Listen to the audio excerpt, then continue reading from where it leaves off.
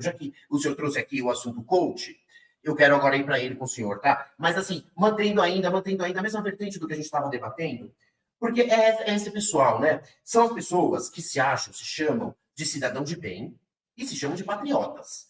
Então são patriotas que defendem interesses estrangeiros, o que o senhor explicou uma parte, que a nossa elite, que é um puxadinho dos interesses norte-americanos, que tem negócio da elite, não da elite, não da classe média, né? A elite que tem, esses eu até entendo, que queiram um ambiente mais libertinoso, em que a justiça grace menos contra quem tem poder econômico. Então, esses aí se aliarem ao interesse dos Estados Unidos para ficarem com as migalhas, eu entendo. Eles preferem ficarem com migalhas dos Estados Unidos do que desenvolver seu próprio país. Então, eu entendo essa elite. O que eu não entendo dessa elite? Como eles conseguem se achar patriota, tendo essa primeira pergunta, eu estou atrás do porque eu vou fazer mais umas duas pessoas respondendo como. Sim. Então é o seguinte, como ela se acha, como ela consegue, qual é o exercício mental para você se achar patriota e defender esses interesses? Agora, a outra parte, essa classe média, que é o wannabe, né? Eles são wannabe americanos, eles acham que são melhores, não sei por que faz isso no Brasil. Na verdade, as mazelas do Brasil, boa parte, são em consequência das pessoas como eles. Mas, enfim, eles se acham melhor que o Brasil, essa classe média, e tem o sonho de ir para Miami, mas se acham cidadãos de bem. Então, tá, eles não vão colher as migalhas americanas, mas eles se acham patriotas e cidadãos de bem. Cidadãos de bem que não se preocupam em votar, em apoiar esse senhor, que é uma pessoa que nem nega que fez parte de uma quadrilha que roubou velhinhos. Até porque não tem como ele negar, né? As provas abundam. Ele mesmo admitiu junto à Polícia Federal para ter benefícios processuais. Né? Sim. Ele mesmo. Qual é o mecanismo mental dessas pessoas para ser cidadão de bem patriota e apoiar os interesses dos Estados Unidos e votar em ladrão? Assim, né? Ladrão de velhinho, né? Agora, eu vou te dizer o que está acontecendo. Isso se chama fascismo. E eu não estou fazendo um jargão, eu não estou fazendo um xingamento. O fascismo nunca foi caracterizado pela racionalidade. Ao contrário, o fascismo, ele é irracional. Ele é irracional. O fascismo histórico, alemão, italiano, ele era baseado numa ideia de destruir o socialismo, ganhar os trabalhadores, iludir as massas, trazendo para uma ideia de unidades corporativas. Eles defendiam muito o Estado e essas coisas. O fascismo hoje, ele continua irracional, mas ele é neoliberal. Ele está num momento de atacar o sistema todo. Que sistema? Todo. Aí você fala, mas o quê? Eles querem uma desregulamentação geral. Eles querem uma destruição de todo o aparato legal que assegura direitos e deveres para as pessoas. Eles... de anarcocapitalismo, assim? Exatamente. O fascismo hoje, ele se aproxima da extrema-direita mais extrema, que é o anarcocapitalismo. Ele se aproxima disso de uma maneira muito contundente, eles escrevem sobre isso, e eles não têm coerência, não existe a sociedade para eles. O que existe é o mercado e as famílias. E aí você tem que entender o seguinte, pátria para ele, o que é? É defender valores reacionários conservadores. Por isso que você vai ver um Bolsonaro, vocês devem ter visto essa imagem, batendo continência para a bandeira americana. Você não bate continência para a bandeira americana.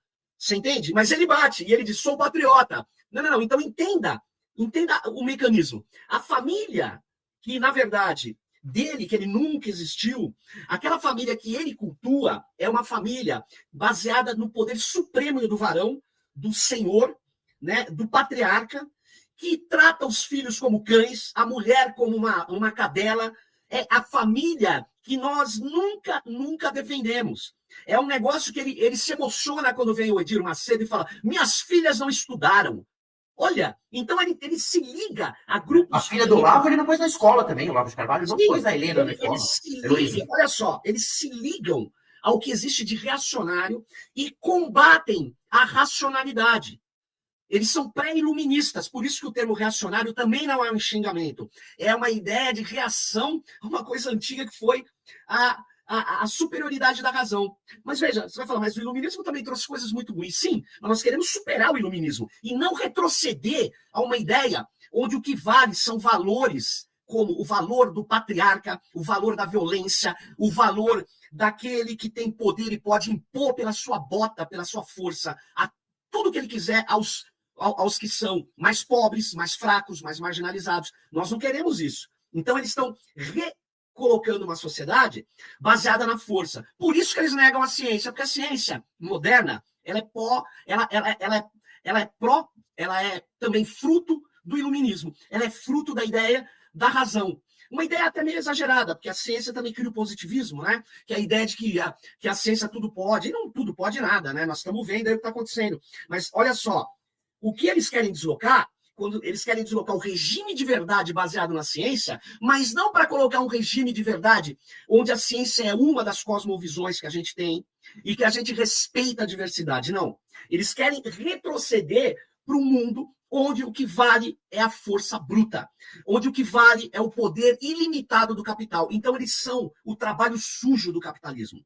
Por isso que eles não têm coerência. Não têm coerência. É a família e o mercado. E empresas. Tudo tem que ser transformado em empresas. Por isso que o cara que está trabalhando com aquela bicicleta, coitado, trabalhando 10, 12 horas por dia, entregando, é chamado de empreendedor. Seja uma empresa de si mesmo, o único patrão e o único funcionário da sua própria empresa. Ou seja, você SA, você que não tem direito, que não tem convênio, que não tem 13º, que não tem, na verdade, vale transporte, e que trabalha. É só você perguntar para qualquer cara de Uber. Para ele ganhar o mínimo, ele tem que trabalhar mais de 10 horas por dia. E ele paga o carro dele. Ele, inclusive, na nossa legislação, não pode ser chamado nem de autônomo, Vini. Sabe por quê? Uma das características do trabalhador autônomo é que ele fixa o preço do seu trabalho. E lá, quem fixa o preço dele é o Uber. Muito bem observado, muito bem observado. Ora, ele ganha 50% da corrida, outra vez ele ganha 60%, 75%. E ele nem tem conhecimento de qual é a lógica para isso. Não é só que ele não decide. Ele nem pode saber o que levou a essa decisão. Então, o que está acontecendo? Toda essa ideia do patriota que é contra a nação, do patriota que é contra o desenvolvimento do país, do cara que se diz contra os gays, mas é homossexual. Cidadão de bem, que vota que é cidadão de bem, mas que é um cara que está o tempo todo tocando terror, desrespeitando todo mundo, indo em puteiro, um vagabundo. Eles adoram essa palavra. Por quê? Porque, na verdade, quem mais cultua essa palavra é o Jair Bolsonaro, um cara que nunca trabalhou na vida. Olha que coerente. Olha, eles odeiam a ciência, odeiam a cultura, odeiam as artes, odeiam as luzes. Eles, então, nós não estamos... Aí quando você vai entender. E a classe média? A classe média sempre foi a base do fascismo. Por quê? Porque nesse momento, onde... Você pega um país como a Alemanha, né, Vini? Por exemplo, a Alemanha era um país culto. A República de Weimar, né? A República de Weimar era uma democracia, e lá o Hitler foi eleito. Com base na classe média, dessa década de 20, 30, né? E olha que curioso. Ele sabia que o socialismo tinha muita força. E aí o que ele fazia? Ele cria um partido que chama Nacional Socialista. Ele diz, o socialismo desses caras é dos russos, o nosso é o nacional. É tipo o MBL, que confunde com o MPL. Movimento do Passe Livre e Movimento Brasil Livre. Então, eles sempre tentaram se apropriar.